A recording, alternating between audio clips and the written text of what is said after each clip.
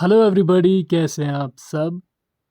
आज हम डिस्कस करेंगे रीजनिंग का एक और इम्पोर्टेंट टॉपिक जिसका नाम है नंबर एनालॉजी।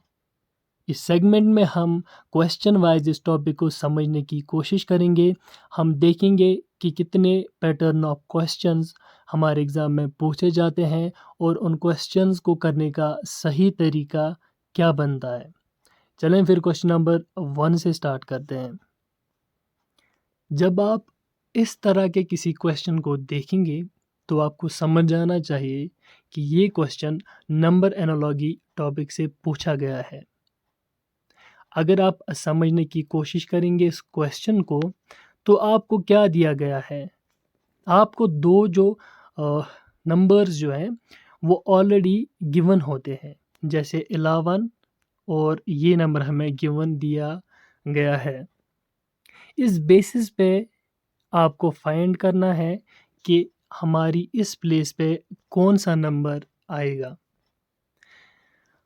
जब आप इन दो नंबर्स को देखते हैं तो आपको समझ जाना चाहिए ये जो दो नंबर्स हैं ये एक पर्टिकुलर पैटर्न फॉलो कर रहे हैं, ये कोई पर्टिकुलर रूल फॉलो कर रहे हैं जिस बेसिस पे हमें यहाँ पे ये आंसर मिलेगा। तो चलें हम ट्राई करते हैं, हम समझने की कोशिश करेंगे कि इस जगह पे कौन सा रूल जो है वो फॉलो होता है। अगर आपको नंबर्स के स्क्वायर्स याद है या क्यूब्स याद है तो आपको ऐसे वाले क्वेश्चंस अटेम्प्ट करने में बहुत ज़्यादा आसानी होगी। मैंने आपको इससे पहले वाली वीडियो में भी बोला है, अगर आपको अरिथमेटिक, मैथमेटिक्स या रीजनिंग के क्वेश्चन सॉल्व करने हैं तो आपको कुछ नंबर्स के क्यूब्स और स्क्वायर्स ज़रूर याद करने होंगे। इससे आपको जो टाइम प्रोवाइड किया जाता है एग्ज़ाम में आप उसको अच्छे से यूटिलाइज़ करेंगे बहुत सारे कम वक्त में, जिससे आप अपना टाइम भी बचा सकते हैं।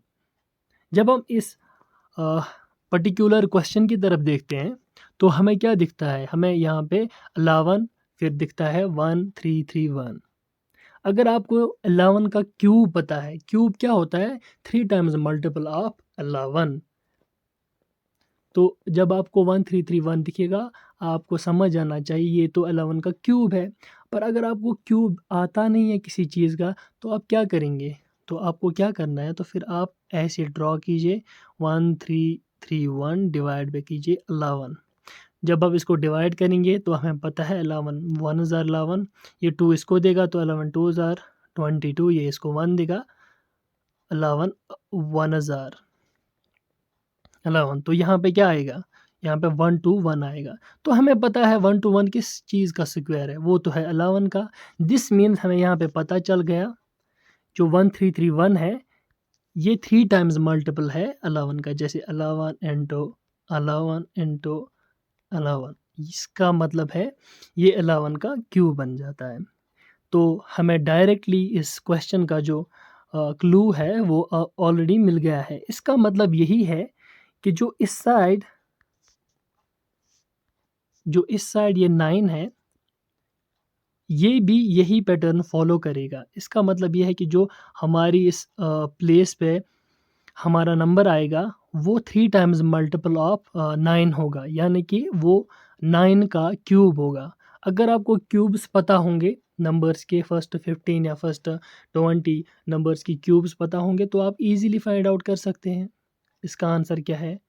अगर आपको क्यूब्स नहीं आते हैं, फॉर एग्जांपल आपको स्क्वायर्स ही आते हैं, तो आपको पता है 9 इंटू 9 होता है 81, तो हम 81 को यहाँ लिखेंगे और फिर मल्टीपल करेंगे एक और 9 से। हमें पता है 9 1 ज़ार 9, 9 8 ज़ार 72, तो इस हिसाब से हमारा आंसर बन जाता है ऑप्शन नंबर ए। अगर आपको 9 का स्क्वायर भी नहीं आता, ठीक है, तो उस हालत में आप क्या करेंगे, 9 को 3 टाइम्स मल्टीपल करेंगे 9 से ही। ऐसे ही हमें पता है 9 9 ज़ार 81, आप ऐसे सॉल्व करेंगे, ठीक है, फिर इंटू 9 करेंगे। जब आप 9 इसको मल्टीपल करेंगे 9 1 ज़ार 9, 9 8 ज़ार 72, तो आपको आंसर मिल जाएगा। चलें बढ़ते हैं क्वेश्चन नंबर 2 की ओर। ये क्वेश्चन जो है इसमें अलग सा पैटर्न फॉलो होगा, ज़ाहिर सी बात है। तो हम क्या इसको समझने की कोशिश पहले करेंगे, ठीक है? जब हम किसी भी क्वेश्चन को अटेम्प्ट करेंगे तो ये जो ऑप्शंस है, ये जो हमें प्रोवाइड किए गए हैं, इन ऑप्शंस से ही हमारे क्वेश्चन का जो है सही आंसर हमें समझ आता है। सही पैटर्न कौन-सा इस क्वेश्चन का है, वो पैटर्न हमें इन ऑप्शंस को देख के समझ आता है, ठीक है? जब हम 7 और 30 के बीच में रिलेशन देखते हैं कि इन दोनों में क्या रिलेशन फ़ॉर्म होती है, तो हमें सबसे पहले क्या ख़्याल आता है? देखो डिफ़रेंस बेस्ड रिलेशन तो नहीं होगी क्योंकि नंबर्स का डिफ़रेंस जो बीच में है वो बहुत ज़्यादा है क्योंकि 7 और 30 में बहुत सारी डिफ़रेंस है, 23 की डिफ़रेंस है। तो डिफ़रेंस बेस्ड अप्रोच तो यहाँ पे नहीं लगेगा, ठीक है? अब हम क्या देखेंगे? अगर हम मल्टीप्लिकेशन बेस्ड अप्रोच देखेंगे, ठीक है? हमें पता है 7 इंटू 4 होता है 28, ठीक है? जब हम 7 इंटू 4 करते हैं वो 28 बन जाता है। फिर हम प्लस करते हैं 2 तो यहाँ पे बन जाता है 30। चलो अगर हम इस अप्रोच को लेके आगे बढ़ें, यहाँ पे ट्राई करें कि ये अप्रोच यहाँ पे वर्क करता है कि नहीं करता है। तो आगे हमें क्या करना है? हम 17 को 4 से मल्टीपल करते हैं पहले। 17 इंटू 4 तो हमें क्या आंसर मिलता है? 4 7 ज़ार 28, 2 कैरी 4 1 ज़ार 4 और 2 हो गया 68। तो प्लस क्या करना है हमें? 2 करना है। जब हम प्लस 2 करते हैं तो हमें आंसर मिलता है 70 और जब हम ऑप्शंस में आंसर चेक करते हैं तो हमें सही आंसर मिलता है ऑप्शन नंबर डी में। तो ये इस क्वेश्चन का सही आंसर बन जाता है और इस क्वेश्चन का सही अप्रोच भी बन जाता है। चलें बढ़ते हैं अगले क्वेश्चन की ओर। इस क्वेश्चन में हमें प्रोवाइड किया हुआ जो क्वेश्चन है वो है 25:175। देखो यहाँ पे आपको पहले क्वेश्चन को समझना पड़ेगा, ठीक है? फिर इस क्वेश्चन को जो है वो अटेम्प्ट करना पड़ेगा। देखो अगर हम यहाँ पे क्या करेंगे, हमें पता है जो 175 है ये 7 टाइम्स मल्टीपल है 25 का, क्योंकि हमें पता है 25 इंटू अगर हम 7 करेंगे तो हमें 175 मिलेगा, ठीक है? सिमिलरली अगर 32 को हम यहाँ पे प्लेस करेंगे तो अगर हम इसको 7 से मल्टीप्लाई करेंगे तो हमें क्या आंसर मिलेगा? तो हमें आंसर जो है और 7 2 ज़ार 14, 1 कैरी 7 3 ज़ार 21, 22। तो फिर तो हमें ये ज़्यादा मिल रहा है क्योंकि यहाँ पे ऑप्शंस में हमें कहीं पर भी ऐसा 2 4 दिखाई नहीं दे रहा है। इसका मतलब ये मल्टीप्लिकेशन वाला अप्रोच यहाँ पे नहीं लग रहा है। तो हम देखेंगे कि इसके बाद कौन-सा अप्रोच लग सकता है, ठीक है? अब हम क्या करेंगे, हम इन दोनों को ऐड करेंगे, इन दोनों को ऐड करेंगे। फिर जो भी हमें इस चीज़ का आंसर निकलेगा मतलब ऐड करके तो उस नंबर से पहले हम मल्टीपल करेंगे इस नंबर को। फॉर एग्ज़ाम्पल 2 और 5 मिलकर कितना होता है 7। हम 25 इंटू 7 करेंगे। देखो इस लॉजिक से हमें पता है हमें आएगा आंसर 170। मसला इसका है दूसरे वाले का कि ये वाला लॉजिक इस पे काम करना चाहिए, ठीक है? 3 और 2 कितना होता है? 5 होता है, ठीक है? हम 32 को मल्टीपल करेंगे 5 से और जब हम 5 से मल्टीपल करते हैं 5 2 ज़ार 10, ठीक है? 5 3 ज़ार 15 और प्लस 1 जो कैरी था वो हो गया 16। जब हम 1 6 को यहाँ प्लेस करते हैं तो हमें 1660 आंसर मिलता है। तो यहाँ पर अगर हम ऑप्शंस में देखें तो हाँ, ऑप्शन नंबर बी में हमें आंसर मिलता है। तो इस क्वेश्चन का सही आंसर है ऑप्शन नंबर बी। बढ़ते हैं अगले क्वेश्चन की ओर। इस क्वेश्चन को अटेम्प्ट करने से पहले हमें देखना है कि ये जो क्वेश्चन है ये किस बेसिस पे कौन सा अप्रोच हम इस पे लगाएंगे, ठीक है? जब हम इस क्वेश्चन को ध्यान से देखते हैं तो हमें समझ आता है अगर हम 6 को मल्टीपल करेंगे 5 से तो वो आ जाता है 30, तो वो तो ज़्यादा बन जाता है। तो यहाँ पे क्या कर सकते हैं हम, या तो 6 इंटू 4 करेंगे वो तो 24 आ जाएगा, तो फिर वो ज़्यादा कम बन जाता है। चलें हम क्या करते हैं, हम 6 इंटू 5 ही करते हैं। जब हम 6 इंटू 5 करते हैं 30, 6 इंटू 5 वो होगा गया 30, माइनस करते हैं 1, ठीक है।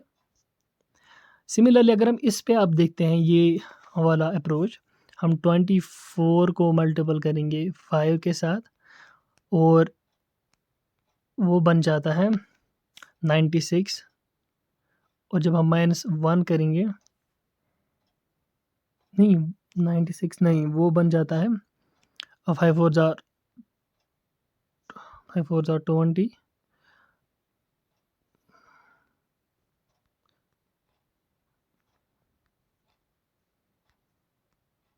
5 4 ज़ा 20, 5 2 ज़ा 10 और हो गया 11, नहीं 5 4 ज़ा 20, 2 कैरी हो गए, 5 2 ज़ा 10, 11 12, तो ये हो गया 120, और जब हम -1 करेंगे इसको तो हमें क्या आंसर मिलेगा 119। तो इस क्वेश्चन का सही आंसर भी बन जाता है ऑप्शन नंबर ए जो है 119। बढ़ते हैं अगले क्वेश्चन की ओर।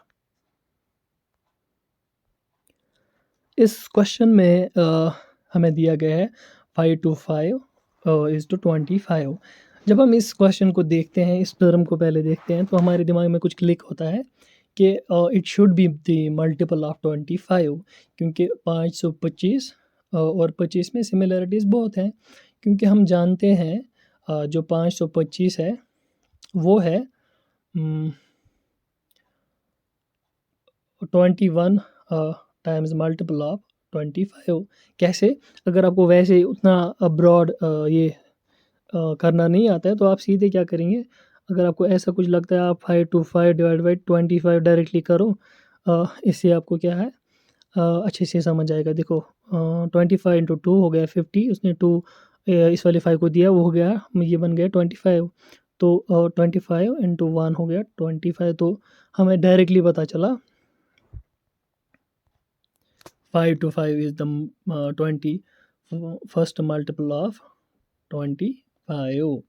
तो यहाँ पे हम क्या करेंगे, हम रेशियो वाइज इस क्वेश्चन को करेंगे। रेशियो वाइज कैसे, हम क्या करेंगे, हम इस क्वेश्चन को ऐसे लिखेंगे, हमें पता है 5 to 5 ये है 21st मल्टीपल ऑफ 25, तो यहाँ पर हम 21 प्लेस करेंगे। आपको सीधे ऐसे जैसे आप वो कसर निकालते हैं ना, वैसे ही अप्रोच लगाना है। देखो 25 1000, 25 20 1000, तो यहाँ पे हमें सीधा क्या मिल गया 21:1। वैसे ही हमें यहाँ पर भी इसको भी यही अप्रोच लगाना है। हम सबसे पहले क्या करेंगे, 315 को हम डिवाइड बाई करेंगे 21, क्योंकि हमें यही रेशो निकालना है, ठीक है। हमें पता है 7 इंटू 3 होता है, 7 इंटू 3 होता है 21, ठीक है। और 7 4 ज़ा 28, फिर 3 इसको गया, 7 5 ज़ा 35, तो हमें पता है 5 3 15,045 होता है। तो यहाँ पर भी क्या आ जाएगा 21 इंटू 1, तो इस 1 का मतलब, इस 1 का जो वैल्यू है वो यहाँ पे हमें 15 मिल गया, तो इस क्वेश्चन का भी सही आंसर है 15। हम आपको फिर से समझाने की कोशिश करेंगे। देखो अगर हम 15 को यहाँ पे डायरेक्टली प्लेस करेंगे, जो कि हमारा आंसर अभी निकला, देखो हमें पता है 15 1 हज़ार 15, ठीक है। 15 2 हज़ार 30, ये इसने इसको 1 दिया, ठीक है 5 को, तो ये बन गया 15 15 1 हज़ार 15। तो ये भी हमें जो रेशो है 21:1, इसका भी हमें रेशो निकला, तो यही इसका आंसर है। तो पढ़ते हैं अगले क्वेश्चन की ओर।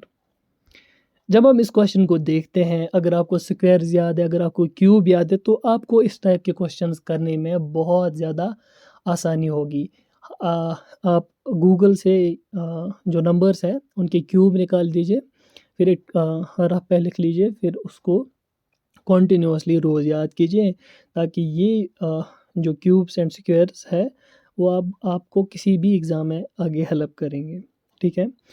आपको पता है 7 इंटू 7 होता है 49, तो हमें पता है ये जो 49 है ये 7 का स्क्वायर है, ठीक है। अगर आपको 7 का क्यूब पता है तो अगर आपको 7 का क्यूब आता होता तो आपको समझ आता डायरेक्टली 343 उसका क्यूब है, किसका? 7 का। हालाँकि अगर आपको 7 का क्यूब अब मतलब नहीं आता, स्क्वायर ही आता है, तो आप डायरेक्टली 7 का स्क्वायर यहाँ पे प्लेस करो, फिर मल्टीपल करो 7 से ही, तो हमें डायरेक्टली इसका क्यूब पता चलेगा। हमें पता है 7 × 9 होता है 63, 6 कैरी हो गया, 7 × 4 हो गया 28, और जो 6 है वो 34 बन जाता है, तो इसका जो क्यूब होता है वो 343 बन जाता है। सिमिलरली अगर जब हम ये अप्रोच लगाते हैं तो हमें समझ आता है कि इस क्वेश्चन का सही अप्रोच यही है। अब हम देखेंगे 64 हमें पता है ये 8 का स्क्वायर होता है, जैसे 8 × 8 होता है स्क्वायर, 8 × 8 होता है 64, जो कि 64 जो कि 8 का स्क्वायर होता है। अब ज़ाहिर सी बात है, इससे पहले हमें अप्रोच पता चल गया। अब इस वाली प्लेस पे जो है हमें 8 का क्यूब लगाना पड़ेगा। अगर आपको 8 का क्यूब डायरेक्टली नहीं आता है तो फिर भी आप ऐसे कर सकते हो, 8 का स्क्वायर यहाँ पे डालो, फिर 8 से मल्टीपल करो, वो क्या होता है 8 4 ज़ार 32, 3 कैरी हो गया, 8 6 ज़ार 48 और 3 हो गया 512, और 512 इसका सही आंसर है, तो ऑप्शन नंबर सी में आता है। चलें आगे बढ़ते हैं अगले क्वेश्चन की ओर। तो यहाँ पर देखो, जैसे ही हम इस टाइप का जो क्वेश्चन देखते हैं ना, तो हमें कुछ सिमिलरिटीज़ इसमें मिल जाती है। देखो, जब भी, अगर मैंने आपको फिर से बोला, अगर आपको स्क्वायर किसी भी नंबर की याद है ना, तो आपको इस टाइप के क्वेश्चन या नंबर सीरीज़ के टाइप के क्वेश्चंस करने में बहुत ज़्यादा आसानी होगी। अब अगर आपको ये नंबर स्क्वायर्स याद नहीं है, तो फिर भी मैं आपको जो वे है वो बता रहा हूँ कि एग्ज़ाम में आप कैसे ट्राई कर सकते हैं अगर आपको स्क्वायर्स याद भी नहीं है। देखो, ज़ाहिर-सी बात है, अगर आपको 25 का स्क्वायर आता है तो आप ऐसे ही क्लिक करेंगे 625, 25 का स्क्वायर है। अब जो कि आपको नहीं आता है 25 का स्क्वायर, आप क्या करोगे, आप 625 को ऐसे रखेंगे, डिवाइड बाय 25 करेंगे। आपको पता है, देखो 25 इंटू 2 होता है 50, वो इसको 2 इस 5 को देगा, ये 25 बन गया, ठीक है। अब क्या, नहीं नहीं, एक सेकंड, जब हम 25 इंटू 2 करेंगे वो 50 बन गया। अब ये 12 बच जाता है, 12 किसको देता है, ये 12 इस 5 को देता है, तो ये बन जाता है 125। तो फिर 25 इंटू करता है 5, ये बन जाता है 25। तो इस तरीके से हमें पता चलता है, ये जो 225 है, ये स्क्वायर है, स्क्वायर रूट है 625 का, ठीक है। सिमिलरली अब हमें क्या करना है, अब हमें यहाँ पर आंसर ढूंढने के लिए क्या करना पड़ेगा, ये जो 35 है इसका स्क्वायर निकालना पड़ेगा। देखो, अब 35 का स्क्वायर तो ज़ाहिर सी बात है, ऐसे इतनी आसानी से सबको नहीं आएगा। अब आपको करना क्या है, आपको मल्टीपल करना है 35 को 35 से, 35 को आपको मल्टीपल करना है 35 से, इससे आपको 35 का जो है स्क्वायर पता चलेगा। देखो, अगर आप ऐसे मल्टीपल करोगे तो आपको टाइम भी लग जाएगा बहुत ज़्यादा। हम आपको जो बड़े नंबर्स हैं उसके सेम डिजिट या अलग वाले डिजिट को मल्टीपल कैसे करते हैं, 2 नंबर वाले डिजिट को हम आपको सिखाएंगे। देखो 35, आप ऐसे लिखो 35 और 35, ठीक है। सबसे पहले इन दोनों को मल्टीपल करो, 5 5 ज़ार 25, 2 कैरी हो गया, फिर करो 5 3 ज़ार 15, 5 3 ज़ार 15, 15 15 हो गया 30, इन दोनों को ऐड किया करो पहले, 15 15 30 हो गया, और इस कैरी वाले 2 को जब हम ऐड करते हैं ये 32 बन गया। हम 2 यहाँ पे लिखेंगे, 3 लग गया हमारा कैरी, और फिर इसको मल्टीपल करो, 3 3 ज़ार 9, और 3 9 और 3 हो गए 1 2 1 2। तो हमने कहीं पे गलत किया, हम फिर से इसको रिवाइंड करके चेक करते हैं। नहीं, इसका सही आंसर है, सॉरी,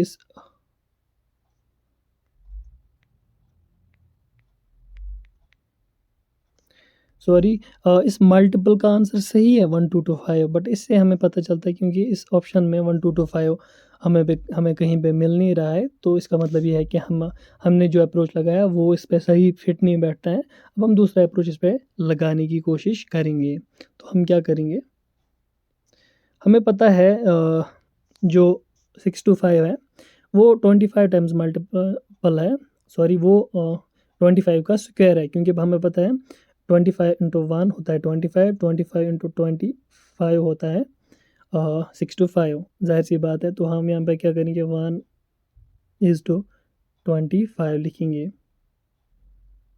ठीक है। अब ये 35 है, हमें समझ आ गया।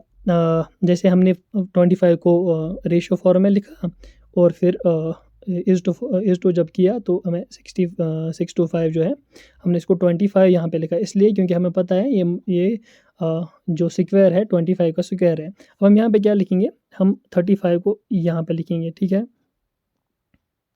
हमें पता है हम 35 को जब कंसिडर करेंगे 1, तो फिर हमें जो 35 का 25 टाइम्स मल्टीपल जो है यहाँ पे करना पड़ेगा ताकि हमें आंसर निकले। तो हम क्या करेंगे, 35 को यहाँ रखेंगे और 25 को यहाँ रखेंगे, क्योंकि जैसे हमने 25 को 25 टाइम्स मल्टीपल किया तो हमें 6/5 मिला। अब हम 35 को भी 25 टाइम्स मल्टीपल करेंगे, देखते हैं हमें क्या आंसर मिलता है। जब हम 5 को मल्टीपल करते हैं तो हमें 25 मिलता है, 2 कैरी हो गया, 5 2 ज़ार 10, 5 3 ज़ार 15, 10 और 15 हो गए 25, 26 27।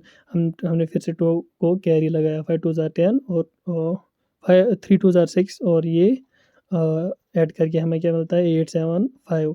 तो हाँ, ये पैटर्न इस चीज़ को फॉलो करता है, ये ऑप्शन नंबर सी में हमें आंसर मिलता है। तो चलें आगे बढ़ते हैं। इस क्वेश्चन में हमें क्या देखने को मिलता है, देखो मैंने आपको पहले ही बोला कि मोस्ट ऑफ द क्वेश्चन जो है स्क्वायर बेस्ड आते हैं। आपको समझ आना चाहिए कि जो भी क्वेश्चंस हमें पूछते हैं ना, उनका 60% जो क्वेश्चंस है वो स्क्वायर और क्यूब बेस्ड बेस्ड क्वेश्चंस बनते हैं वहाँ आगे। इसी तरह अगर आप इस क्वेश्चन को भी देखेंगे तो हमें पता है 81 जो है वो 9 का स्क्वायर है। जैसे हमें पता है 9 9 ज़ार 81। तो जब हमने इस क्वेश्चन को यहाँ पे देखा तो हमें समझ आए जो 81 है 9 का स्क्वायर है। तो हम सिमिलरली क्या करने लगे, हम इस क्वेश्चन पे भी इस वाले पोर्शन पे भी यही रूल यही अप्रोच लगाने लग जाते हैं। तो हम क्या करेंगे 12 इंटू 12 करेंगे, क्योंकि हमें पता है ये 12 का स्क्वायर है। अगर आपको 12 का स्क्वायर डायरेक्टली आता तो आप 144 को डायरेक्टली जो है टिक करेंगे। अगर आपको 12 का स्क्वायर डायरेक्टली याद नहीं है तो आप इस तरह से मल्टीप्लाई करेंगे। जब आप 12 का मल्टीपल करेंगे तो हमें पता है इसका आंसर जो है 144 निकल के आएगा। तो बढ़ते हैं अगले क्वेश्चन की ओर। ये क्वेश्चन देखने में बहुत ज़्यादा डिफ़िकल्ट लगता है, इनफैक्ट ये थोड़ा सा डिफ़िकल्ट है भी, पर आपको इस टाइप के क्वेश्चंस को कैसे डील करना पड़ेगा ये हम सोचेंगे। अगर हम इस क्वेश्चन को डिफरेंस निकालने बैठेंगे तो इस क्वेश्चन में बहुत ज़्यादा टाइम लगेगा। जैसे देखो, अगर हम इस वाले नंबर और इस वाले नंबर में डिफरेंस निकालने बैठेंगे तो हमें समझ आता है ये कुछ 100 अराउंड समथिंग आता है, ये और ये माइनस में जाता है। अगर हम यही अप्रोच यहाँ पे लगाएंगे तो 100 के अराउंड अगर हम इसको भी 293 को भी माइनस करेंगे तो हमें क्या आता है, हमें आता है 190 समथिंग यहाँ पे आता है इस अप्रोच के अकॉर्डिंग। जब हम इस जो हमारा ये आंसर हमें इस अप्रोच से निकलता है, इसमें यहाँ पे चेक करते हैं तो हमें ऑप्शंस में कहीं पर भी ऐसा कुछ आंसर नहीं मिलता है। तो इसका मतलब ये है कि ये अप्रोच यहाँ पर वर्क नहीं करता है। तो अब हम क्या करेंगे, हम इन जो इंडिविजुअल डिजिट्स है इस बड़े नंबर में, हम इनको पहले ऐड करते हैं। जब हम इसको पहले इस नंबर में इन इंडिविजुअल डिजिट्स को ऐड करते हैं तो हमें पता है 5 3 8 होता है और 8 होता है 16। तो हमें क्या मिलता है 16, ठीक है। अगर हम इस चीज़ को भी मल्टीपल ऐसे ही करेंगे तो हमें क्या मिलता है 8 8 16 और 4 हो गया 20, ठीक है। सिमिलरली जब हम इसको ऐसे सॉल्व करते हैं तो हमें क्या मिलता है, इन दोनों की डिफरेंस हमें 4 मिलती है, ठीक है। और जब हम 9 इस वाले डिजिट को इंडिविजुअली जो है इस वाले नंबर को इंडिविजुअली जो डिजिट्स हैं उनको सम करेंगे तो हमें क्या मिलता है 9 और 3 हो गया 12 और +2 हो गया 14। जब हम 14 को यहाँ रखते हैं तो सिमिलरली हमें ऐसे ही 4 यहाँ पे मिलना चाहिए डिफरेंस में। देखो यहाँ पे इंक्रीजिंग ऑर्डर में दिखा रहा है, इसका मतलब यहाँ पर भी इंक्रीजिंग ऑर्डर में दिखाना चाहिए। तो हमें यहाँ पे क्या मिलना चाहिए 18 मिलना चाहिए। इस तरह से हमें ये वाला लॉजिक जो है इस क्वेश्चन में सही बैठेगा। अब हम क्या देखेंगे कि 18 इनमें से कौन से वाले नंबर के डिजिट्स को सम करके मिलेगा। चलो एक एक करके देखते हैं, ठीक है। जब हम पहले वाले में चेक करते हैं हमें 18 मिलना चाहिए, वो होता है 8 1 और 5। वो बन जाता है 9 5 14, तो ये इसका आंसर नहीं बन जाता है। अब हम सेकंड ऑप्शन को देखते हैं, तो हमें बी ऑप्शन को देखते हैं, तो हमें क्या मिलता है 9 1 10 और 2 ये होता है 12, तो ये भी इसका आंसर नहीं है। तो अब ऑप्शन नंबर 3 को देखते हैं, 8 7 हो गया 15 और 15 + 3 हो गया 18, तो हमारा सही आंसर मिल गया ऑप्शन नंबर जो सी है, ये इस क्वेश्चन का सही आंसर बन जाता है। तो बढ़ते हैं अगले क्वेश्चन की ओर। ये क्वेश्चन बहुत इजी है। हम सोच रहे थे कि आपको ये क्वेश्चन होमवर्क के लिए रख दें। चलें हम इस क्वेश्चन को अटेम्प्ट करते हैं। देखो, जब भी हम इस क्वेश्चन को अटेम्प्ट करने लग जाते हैं तो आपको समझ आना चाहिए। देखो, जो 6 और 17 है, इनमें थोड़ी-सी कुछ रिलेशन हमें दिखती है, क्योंकि हमें पता है 6 × 3 होता है 18। ये 18 के अराउंड ही हमें मिलता है 17। अब तो 18 ये है नहीं, हम क्या करेंगे 6 × 3 करेंगे -1, पहले ये अप्रोच देखेंगे। 6 × 3 हो गया 18 -1 हो गया 17, ये तो हमें ठीक मिल गया। अब जब हम यही अप्रोच 9 पे भी लगाएँगे, 9 × 3 -1, हमें पता है 9 × 3 होता है 27, जब इसको -1 कर देते हैं बन जाता है 26। तो इस तरह से हमें क्वेश्चन का आंसर मिलता है। तो जब हमें क्वेश्चन का आंसर मिल जाए यहाँ पे और ऑप्शंस में भी वो आंसर हो, तो वो उस क्वेश्चन का सही आंसर बन जाता है। तो इस क्वेश्चन का सही आंसर है option number D, 26। I hope आपको ये सेशन समझ आया होगा। अगर आपको इस सेशन के रिलेटेड कोई क्वेश्चन या डाउट पूछना है तो आप कमेंट बॉक्स में वो डाउट पूछ सकते हो। उम्मीद करते हैं आपको ये वीडियो पसंद आया होगा। इस तरह से आप हमारे चैनल को सपोर्ट कर सकते हैं, आप हमें सब्सक्राइब कर सकते हैं, इस वीडियो को लाइक कर सकते हैं। अगर कोई भी क्वेरी इस वीडियो से रिलेटेड हो तो आप कमेंट बॉक्स में हमें पूछ सकते हैं। अल्लाह हाफ़िज़।